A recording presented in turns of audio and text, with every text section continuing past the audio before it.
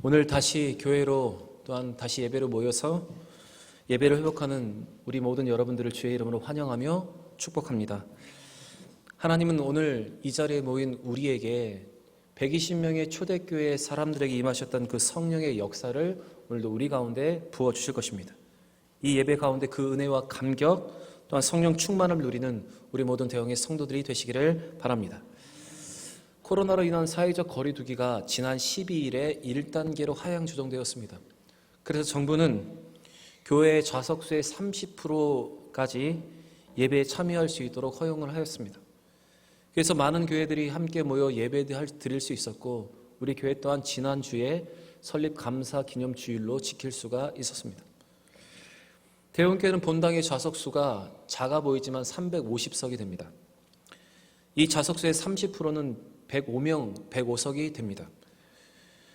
우리가 거리두기를 한 상태에서 1부, 2부를 나누어 드리면 모든 대형의 성도들이 함께 예배 드릴 수 있는 좌석이 충분합니다. 저는 오랜 고민 끝에 모일 수 있는 예배의 자리가 우리에게 있으니 이제는 모여드리는 예배를 회복하고자 했습니다. 그래서 모여드릴 수 있는 예배에 대해서는 이제는 온라인 예배를 드리지 않고 모여서 드리는 예배만을 진행하기로 했습니다. 오늘부터 부서 예배가 시작되었고 또 내일부터 새벽 예배도 재개됩니다. 여러분, 교회도 방역을 위해서 철저히 노력할 것입니다. 여러분도 개인의 방역에 힘써 주시고 마스크 착용, 개인 위생, 그리고 손소독, 거리두기 같은 것들을 잘 지켜주시고 혹시 몸에 이상이 있는 분들은 며칠간 짐에 머무는 노력을 통해서 여러분 함께 모여드리는 이 예배를 통해서 더 큰 은혜가 은총이 여러분과 우리에게 있기를 바랍니다. 여러분 다시 교회로 다시 예배로 모여야 하는 때입니다.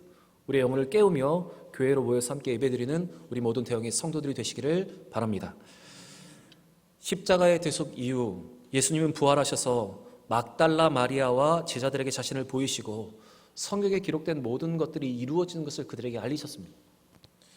40일 동안 자신의 부활을 알리신 예수님은 승천을 앞두고 제자들과 성도들에게 이런 부탁을 하셨습니다.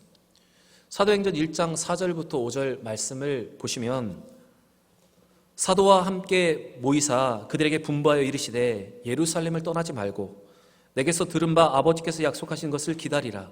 요한은 물로 세례를 베풀었으나 너희는 몇 날이 못되어 성령으로 세례를 받으리라 하셨느니라.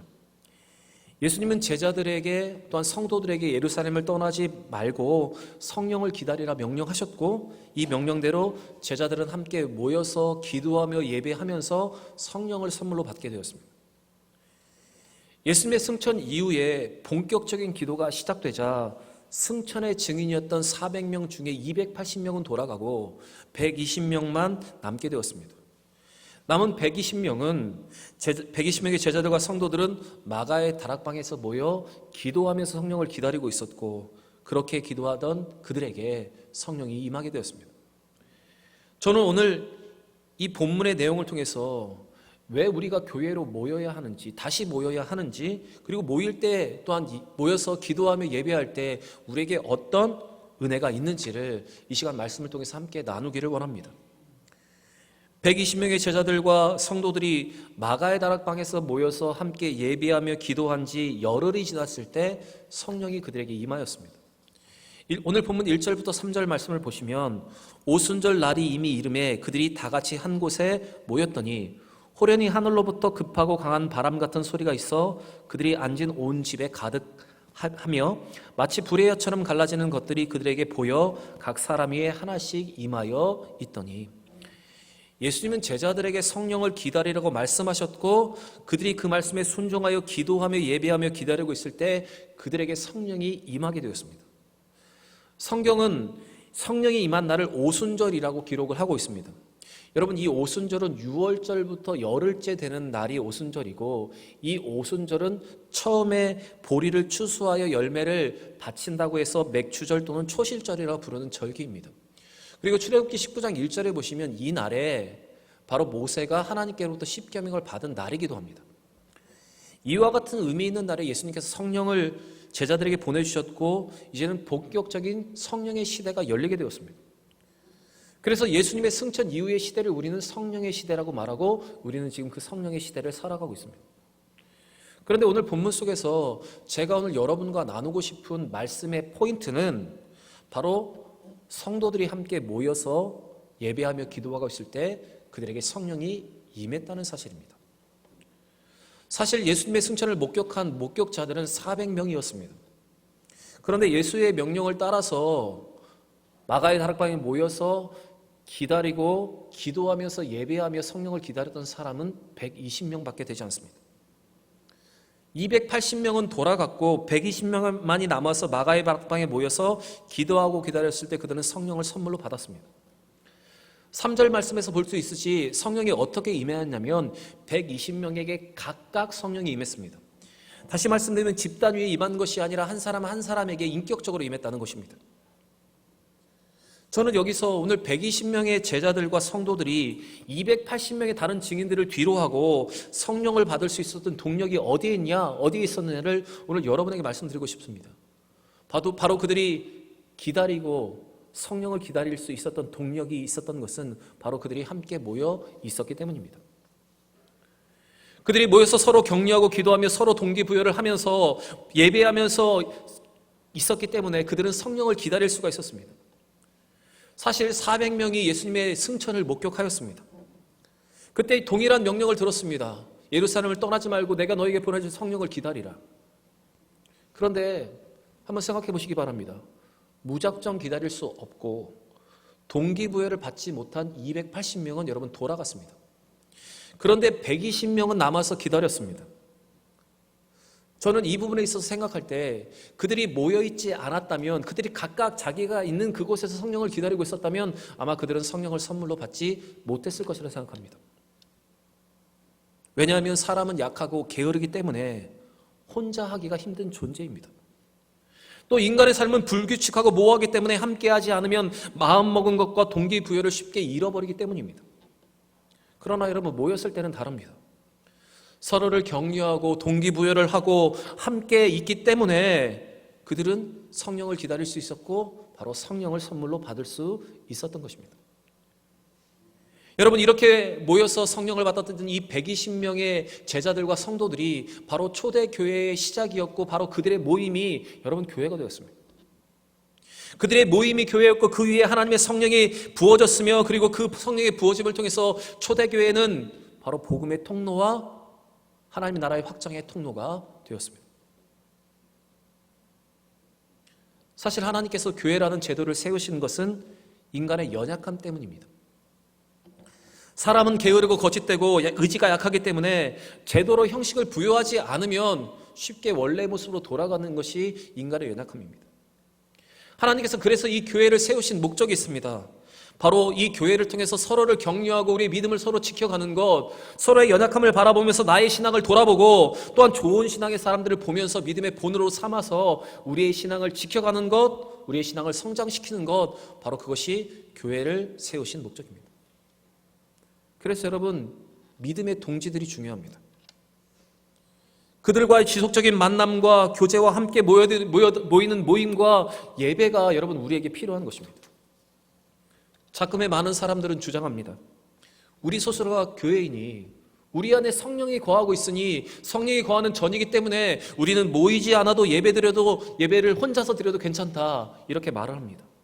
이제 포스트 코로나 시대가 오고 비대면 시대가 올리니 이제는 교회에 모이지 않고 온라인 예배로 드리는 것으로도 충분하다 말을 합니다. 맞습니다. 그 말도 맞습니다. 하지만 여러분, 혼자 신앙생활을 할 수 있지만 여러분도 저도 알고 있듯이 혼자 신앙생활을 지켜가는 것이 참 쉽지 않습니다. 여러분, 8개월 동안 여러분을 한번 시험해 보지 않으셨습니까? 모이지 않고 교회에 오지 않고 혼자서 인터넷으로 또한 예배를 드리면서 느낀 것이 여러분 있지 않습니까? 혼자 신앙을 지켜가는 것이 정말 어렵구나. 혼자 신앙생활하는 것이 정말 어렵구나. 여러분, 그것을 느끼지 않으셨습니까? 여러분, 솔직하게 여러분 자신을 한번 돌아보시기 바랍니다. 온라인으로 예배를 드린다고 했지만 교회에서 모일 때처럼 경건하게 예배를 잘 드리셨습니까? 의복을 갖추어 입고 경건한 마음으로 집중하며 예배를 잘 드리셨습니까? 모여서 드리는 예배 때처럼 여러분 거르지 않고 예배를 잘 드리셨습니까? 우리 모두 이 부분에 대해서 자유롭지 못할 것입니다. 왜냐하면 인간의 본성이 게으르고 거짓되고 모이지 않으면 연약함이 드러나기 때문입니다. 그래서 하나님은 우리에게도 초대교회 사람들에게 말씀하셨던 것처럼 우리에게 모이기를 원하셨고, 모여서 신앙을 지키고 모여서 우리의 신앙이 성장하기를 바라고 계신 것입니다. 구약 성경을 보시면 유대 백성들은 바벨론의 전쟁에서 패해서 예루살렘 성전은 회파되고 그들은 바벨론의 포로로 끌려갔습니다. 그런데 그들이 그 포로기에서 자신의 신앙을 지킬 수 있었던 것은 그들은 회당이라고 하는 작은 교회를 만들어서 그곳에서 모여서 예배드리고 그곳에서 성경 공부를 하며 자신의 신앙을 지켜가면서 이 모든 어려움을 극복해냈습니다. 회당 중심으로 믿음의 공동체를 이루어 그들은 이 시련을 극복했습니다. 교회로 모여서 이 포로기에 있는 그들의 마음의 상처를 하나님의 약속을 그들은 끝까지 붙들 수 있었습니다. 또한 유럽의 여러분 도시를 한번 보시기 바랍니다. 모든 도시의 중앙에 교회가 있습니다. 그리고 그 교회를 중심으로 마을이 형성되었습니다. 그렇게 마을을 형성한 이유가 있습니다. 바로 그들이 이 교회의 중요성을 알기 때문에 그렇습니다. 또 미국의 청교도를 보시면 그들은 미국의 땅을 개척할 때, 그 신대륙을 개척할 때 그들은 자기의 집을 먼저 지키보다 교회를 먼저 세웠습니다.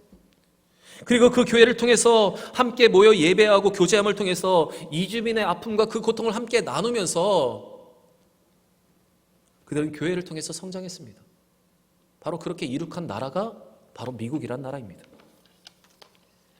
여러분, 우리가 교회로 모이고 예배로 모일 때 우리의 연약함은 사라지고 서로 사랑과 격려를 통해서 우리의 신앙은 지켜질 수 있고 우리의 신앙은 성장할 수가 있습니다.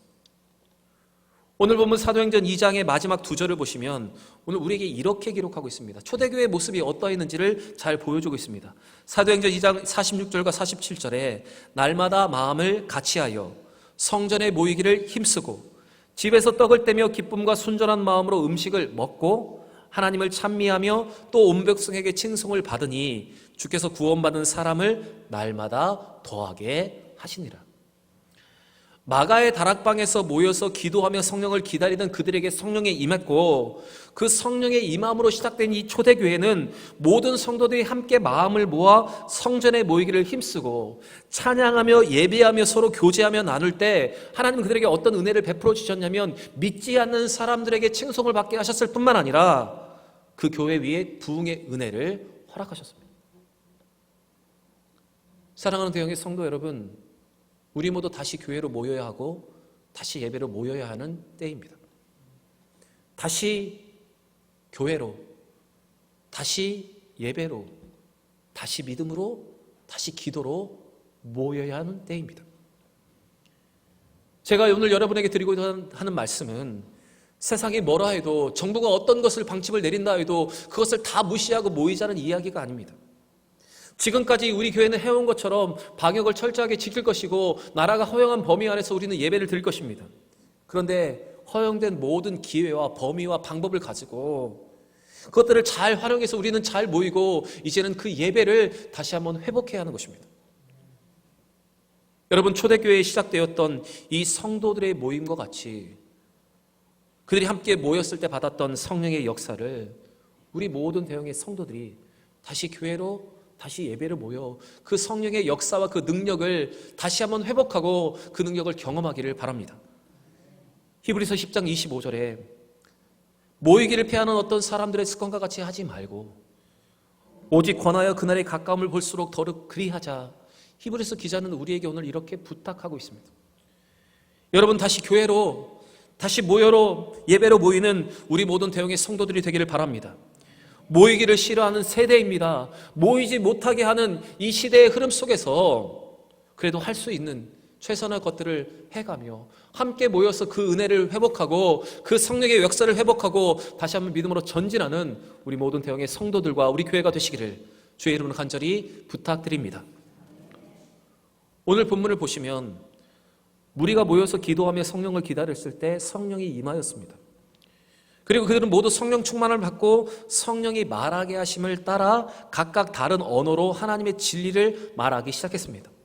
4절 말씀을 보시면 그들이 다 성령 충만함을 받고 성령이 말하게 하심을 따라 다른 언어들로 말하기를 시작하니라.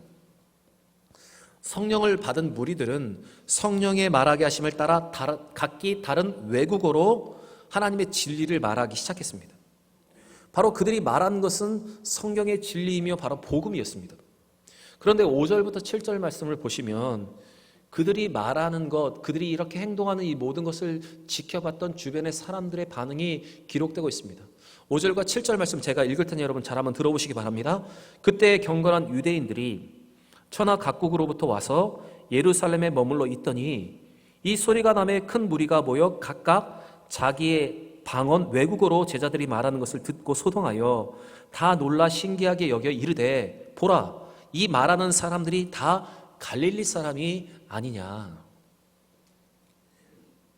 오늘 말씀을 보시면 오순절을 지키기 위해서 최소 15개국 이상의 디아스포라 유대인들이 예루살렘에 왔습니다. 이 디아스포라 유대인은 우리말로 하면 재미교포와 같은 외국에 나가 있는 교포들을 말합니다. 그들은 자신의 절기를 지키기 위해서 이 예루살렘에 모여 있었고 그들은 이와 같은 놀라운 광경을 지켜보고 감탄하고 있었습니다. 그들뿐만 아니라 외국인이지만 유대로 개종한 외국 사람들이 이 예루살렘에는 많이 있었는데 바로 그들도 이 모습을 보면서 그 놀라움을 감추지 못하고 있습니다. 그래서 그들은 오늘 이렇게 말하고 있는 것입니다. 어떻게 이런 일이 일어날 수 있을까? 지금 외국어로 말하고 있는 그들, 진리를 외국어로 말하고 있는 그들은 다 갈릴리 사람들이 아닙니까? 사실 갈릴리란 지역은 교육적인 혜택을 받지 못하는 소외된 사람들이 사는 동네였습니다. 그런데 그들이 외국어로 하나님의 진리를 말하게 되는 것은 그들이 이해할 수 없는 일이었고 지금 디아스포라 유대인뿐만 아니라 모든 외국인들 또한 이조차도 일어날 수 없는 기적이라고 그들은 말하고 있는 것입니다. 여러분 모여서 예배하고 모여서 기도하고 성령을 기다리는 그들에게 성령이 임했을 때 이렇게 놀라운 일이 일어났습니다. 이것은 기적이고 이것이 하나님의 능력이 아니고는 설명할 수 없는 일이 그들에게 일어난 것입니다. 많은 성경의 주석가들이 이 사건에 대해서 일시적이지만 바벨론의 저주, 그들이 하나님 앞에 반역하였을 때 바벨론에 내렸던 그 언어의 혼잡함의 저주가 일시적으로 성령의 역사로 회복된 것이라고 그들은 주석을 하고 있습니다. 바로 성령의 역사가 분열되고 나누어진 세상을 하나로 통합하게 하는 역사라고 그들은 말하고 있습니다.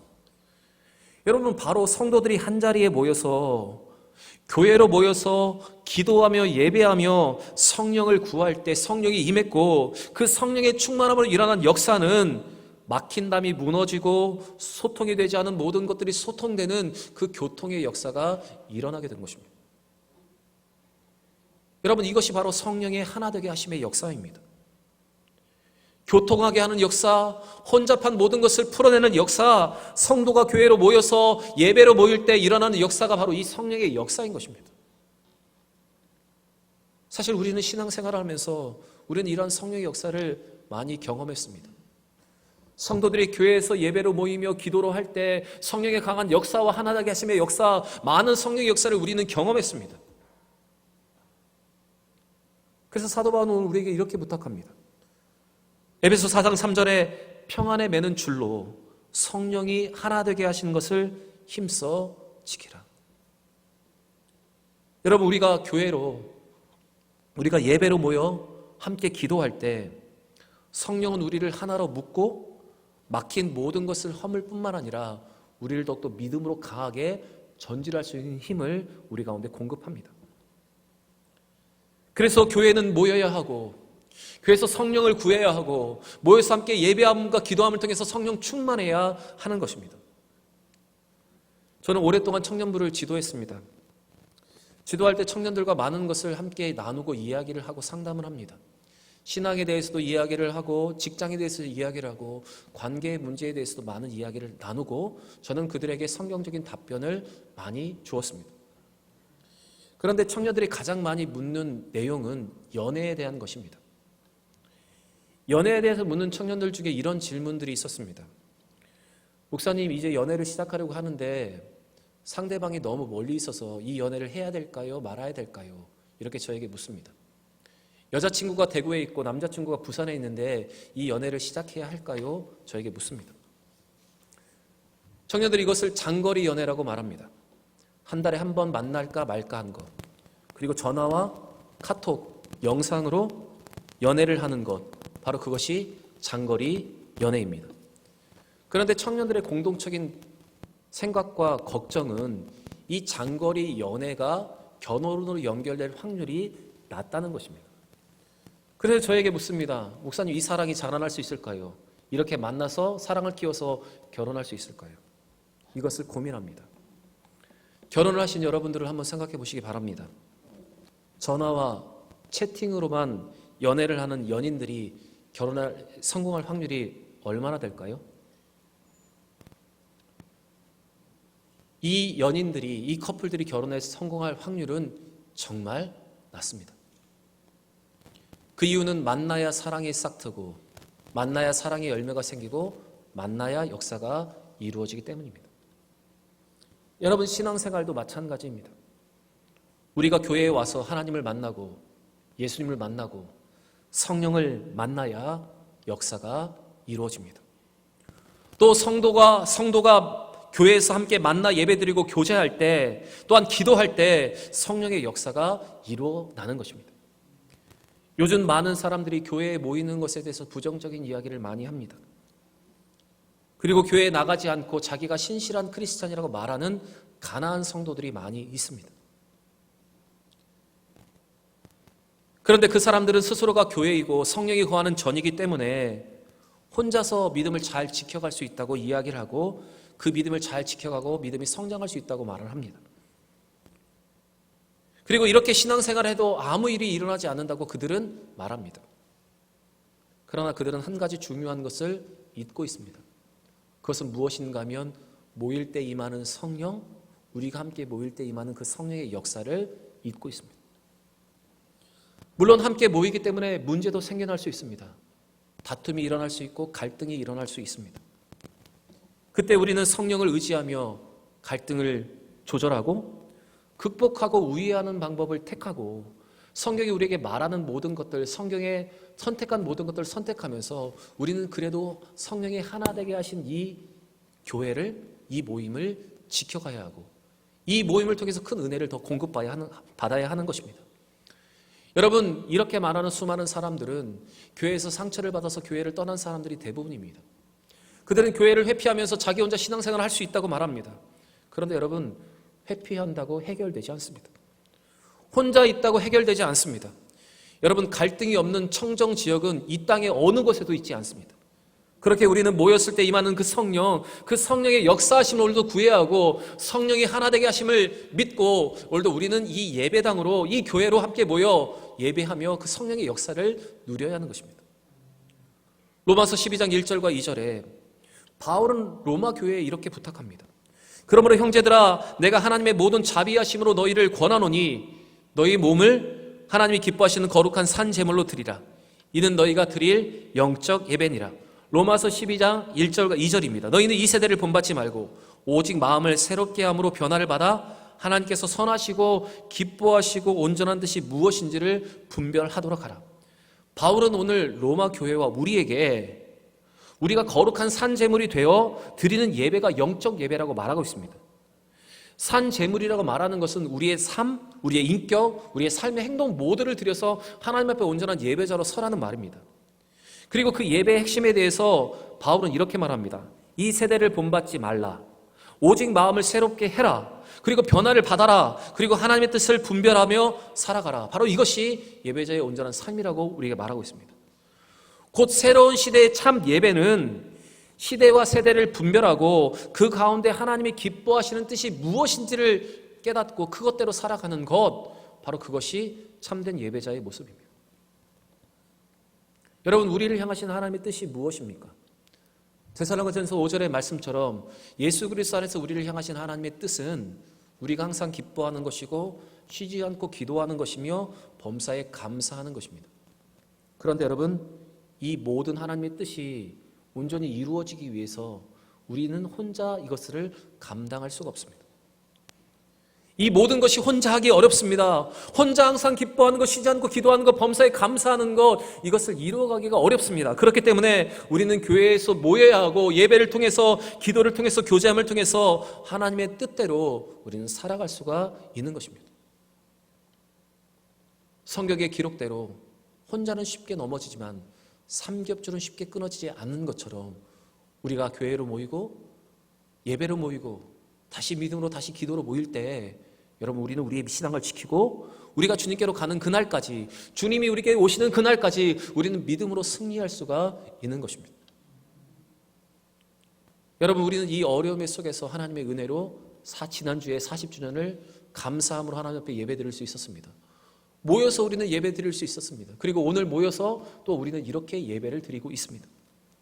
이제 우리에게 필요한 것, 다시 교회로 모여 다시 예배로, 다시 믿음으로, 다시 기도를 회복하여서 신앙의 기초를 세워가는 것, 여러분, 그것이 우리에게 필요합니다. 사랑하는 여러분, 주의 이름으로 부탁드립니다. 다시 교회로, 다시 예배로 오시기 바랍니다. 인터넷 예배에 빠져있지 마시고, 그것으로 모든 예배를 다 드렸다고 생각하지 마시고, 이 예배의 현장에서 함께 모일 때 임하는 그 성령의 역사와 그 은혜를 누리는 우리 모든 대형의 성도들이 되기를 바랍니다. 그래서 우리가 이렇게 모여 함께 예배드릴 때 하나님께서 약속하신 그 성령의 응답과 성령의 충만함을 받아서 더 이 어려운 때에 믿음의 중심을 잡고 믿음으로 전진하여 승리하는 우리 모든 대형의 성도들이 되시기를 주의 이름으로 간절히 부탁드립니다.